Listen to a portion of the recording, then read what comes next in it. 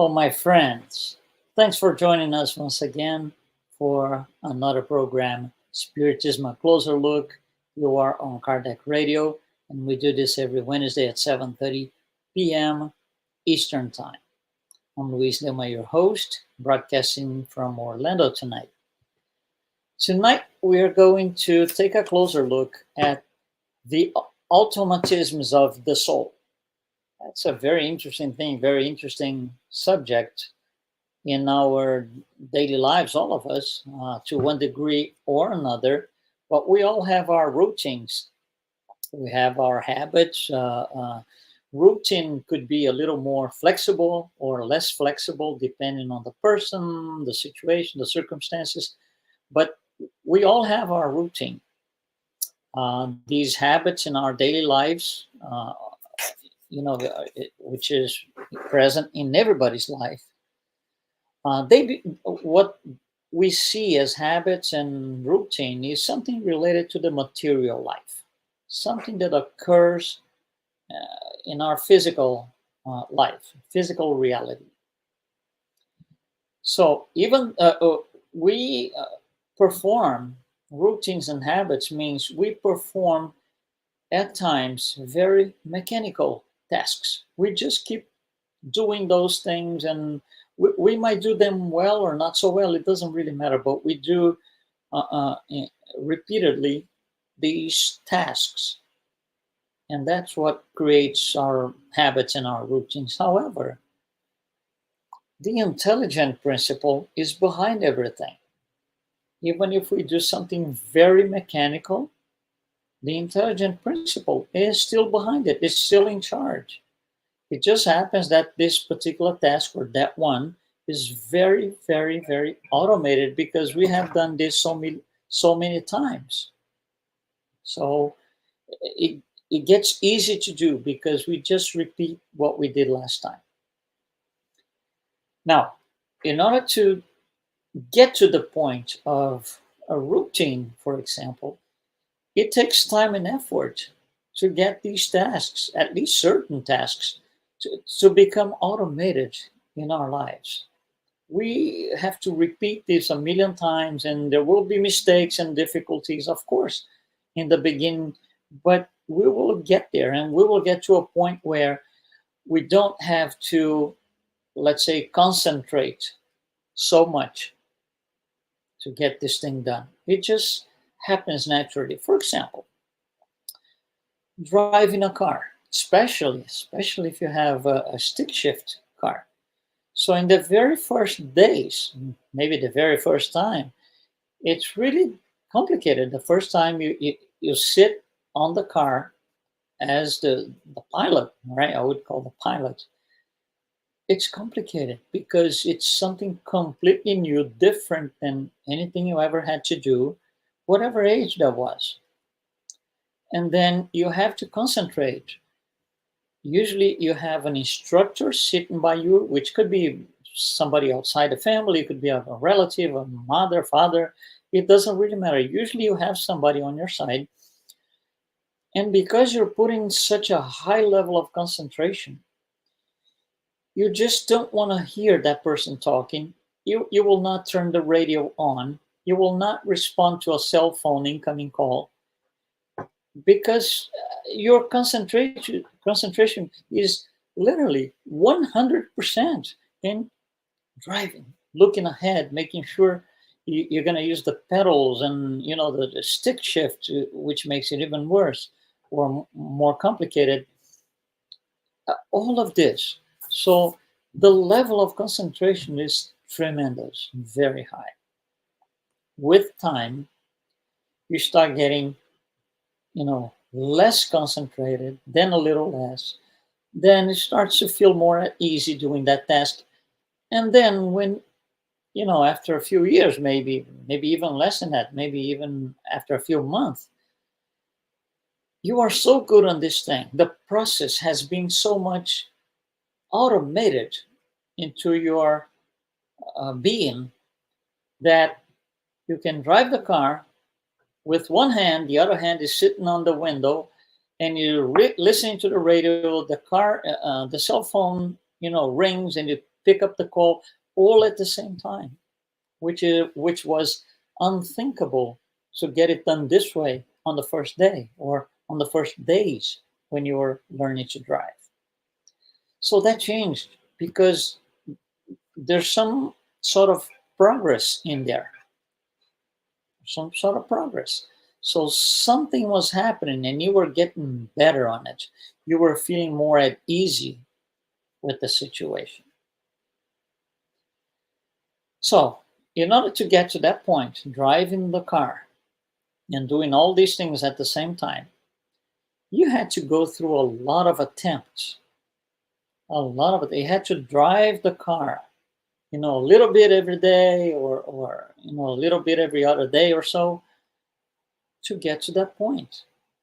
So there's effort. There are attempts, there's mistakes, there are difficulties. All of this is part of the process. And this is one simple task in our physical reality, in our physical life. Habits. It's a habit. Now we know how to drive, we can kind of drive easily. Now, how about the spirit life? What is not physical reality? Do we have any habits? Does the soul, does the spirit have any habits? Of course it does. The automatisms of the intelligent principle are expressed and printed on the perispirit, which will be guiding the body. The body is a copy of the perispirit. So difficulties and mistakes will happen. The soul, in order to automate the habits that it should have, or you will have one day, we're all going to be perfect, it has to go through new experiences, new learnings, several times over until this thing gets automated.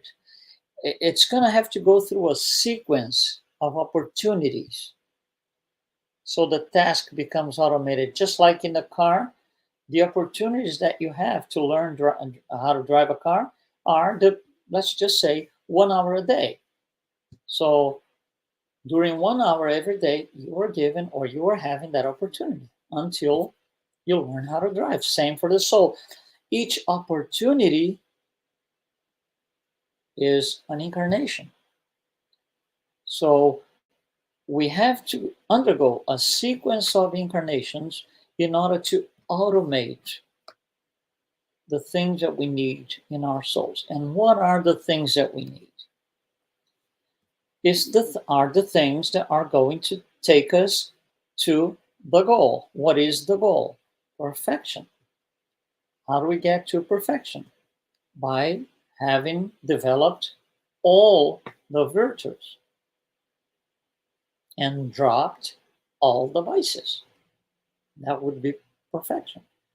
So we have to start somewhere to get to that point. Where do we start? We start as simple and ignorant, meaning we have no knowledge and we don't know anything. So we start by having our opportunities, different attempts. And then we are going to have a lot of situations where we're just going to practice our vices. Vice after vice after vice, one after the other, with the purpose of slowly transform them one day into virtues until they get automated. Right now, at the stage that we are, the average human being here on Earth, I would say the average, but most of us, right? Our ability to do virtues is there. It's present. We have that ability, but it's fragmented. We cannot sustain that all the time. Mostly we sustain and we are able to sustain vices. That's why this is a planet of trials and expiations. Evil is predominant. evil outweighs good. So think about, for example, charity. It's not that we don't know how to do charity. We do both charity, material charity, and moral, mental, spiritual charity. However, we can't sustain. It's very fragmented. So we do a little bit of charity here, then we don't do anything for maybe a week, and then we do another one, then we don't do anything for a couple of months. It's completely fragmented. We cannot sustain charity as we know it, as Jesus used to say all the time. We can't. We're not up to that point yet. So, and this is what's interesting. For us to do charity of any form, even the simplest thing, which is give somebody some money, say a few dollars, a couple of dollars, even that makes us think before we do it. It's not an automated process for us. We have to think. Should I do this? Should I give this particular person that's asking for money? Should I give him this $5 for a meal? Or is this person going to take that $5 and go somewhere else, drink or gamble? Or, you see, this is all reasoning. I'm all thinking. It's not automated. I'm making a judgment. Do I or I don't I? It's all judgmental, which means it's fragmented. Can you ever imagine Jesus ever walking, throughout in the population, walking on the streets, and then he would look at somebody that needs, support, some sort of support, needs to be taken care of, and Jesus would stop and think, should I do some sort of charity towards this person? Should I not? If this and that, and it's never going to happen, because charity is not, for him, is not fragmented. It's fully automated. It's the obvious thing to do. It's not a life project. Oh my God, I need to do charity. Not for him. That's what a perfect spirit is. So he got to that point. We can't do this. We don't sustain charity as we should. Not yet. And other virtues too. I'm just picking one. So the less developed we are, the less advanced we are in terms of intelligence and moral, the more we are likely to sustain vices. And we sustain.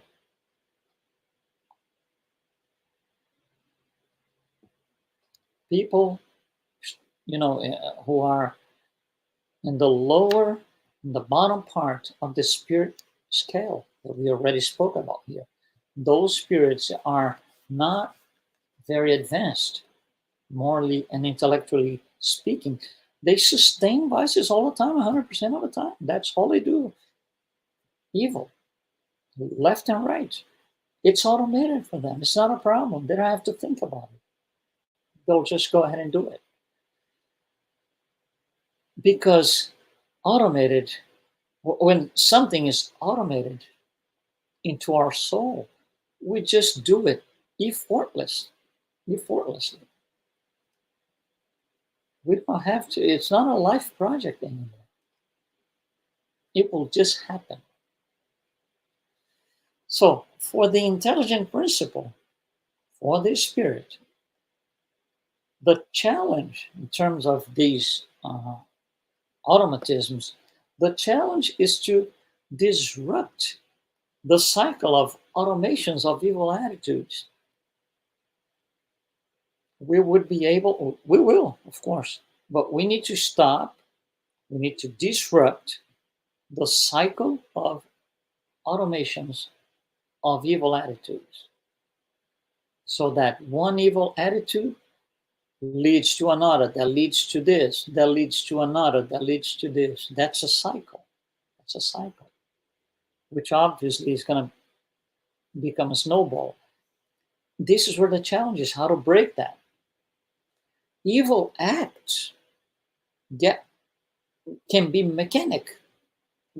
We just keep doing them. But good acts can also be mechanic or automated, just like Jesus in charity.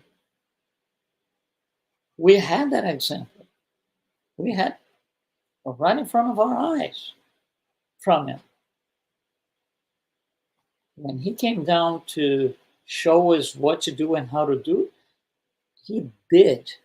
And he showed. He just didn't say, this is what you guys should be doing, and I'm going to, just cross my arms here and stay put and watch you do it. No, he did it himself. So in order to turn things around and have these automated vices away from our soul and bring in or develop automated virtues, the soul needs to create new patterns. Because if it doesn't, nothing changes. And these new patterns must be based on higher standards. How can we do this more easily? If I keep doing the same thing that I'm doing, it's going to be a lot more difficult. If I keep going to the same places that I go, that will make me or cause me sustaining vices, it's going to be hard to change. I need to start doing things, being with people, looking for things that are sitting at a higher standard from where we are. One interesting thing is we should be living up to where we can be, not living up to what we are. Living up to what we are is too little. We should be living up to what we can be. And what can we be? We have millions of examples. Jesus is the greatest, but we have so many people that throughout the history of humanity came on board, reincarnate to show us that it's possible and how to do it. So the soul needs to create new patterns. So it needs to look for new patterns. Again, how? By being with people that are more advanced than we are. By creating circumstances that will allow us to do something different and better than what we do today. And then there's a very interesting question in the Spirit's book. It's question 909. When Allan Kardec asks these spirits, is it possible? This is the question. Is it possible that humans can always overcome their evil tendencies through their own efforts? Through their own efforts. And the answer is very striking. The answer is yes. And there's more. Yes. And sometimes with very little effort. What they lack is willpower. So, yeah, we can do it, but we need to develop this sense of, yes, I want to do it. Because if that's not in place, if that's not boiling inside, nothing's going to happen. We're going to stay where we are. We're going to stay the size that we think we should be, which is the one we are right now. So these automatisms, they are taken from life to life. Whatever I learn on this life here, whatever experiences I go through, I will take them. I will take the learning with me. And this is going to be present in my next life, my next incarnation. And again, it's a gradual development that we do in a little bit at a time, one lifetime at a time. So we become this sum of infinitely repeated experiences. That's what we are today. We all have a spiritual history. And that, as a consequence, leads us to say that this is our best life ever in terms of morality and intelligence. Our present incarnation is the best ever in terms of morality and intelligence. That was for Hitler. That was for Osama bin Laden. It was their best life. This is our best life. But it's not the very best possible. No, we're far away from it. We have a long way to go. A long way to go. So everything in life is evolution. So the automatisms of the soul are also based on evolution. These things will happen gradually, but not by divine decree that comes down saying, as of tomorrow, you're better. No, it's through effort, through knowledge, through learning, through exposing ourselves to experiences. That's what's going to make us. That's part of that willpower that question 909 says, in which we can drift away from evil and pair with goodness. And as we go along, we are going to start automating this process. So, for example, we do a lot of evil today, the average human being. We do a lot of evil today. By doing less evil with time, that's your new automated process. Instead of 100% evil, I'm only going to do 50% of my time. I'm putting in mathematical terms just to bring up the concept. And then later on, instead of doing 50% evil all the time, you're going to be, well, how about the other 50? I'm going to do good instead of doing nothing. And that's how we go along, seeking perfection. That's how we get there. So when we look at our habits, at what is automated in our perispirit, we can recognize what needs to be done differently, what we need to do better, how we can be better, and seek for ways to make it happen. Seeking for ways to drift away from evil, to, like I said, pair with goodness, looking for other people in our lives that are going to bring us different circumstances or puts us through different situations that will be beneficial for the task. That's what we should do. And then we are going to start automating goodness and good things in our lives, which obviously is going to make us feel better overall. Thank you so much for participating with us today. We will be here next Wednesday at 7 p.m. For another edition of Spiritism, A Closer Look. Don't forget, 7 p.m. on Wednesday. Thank you.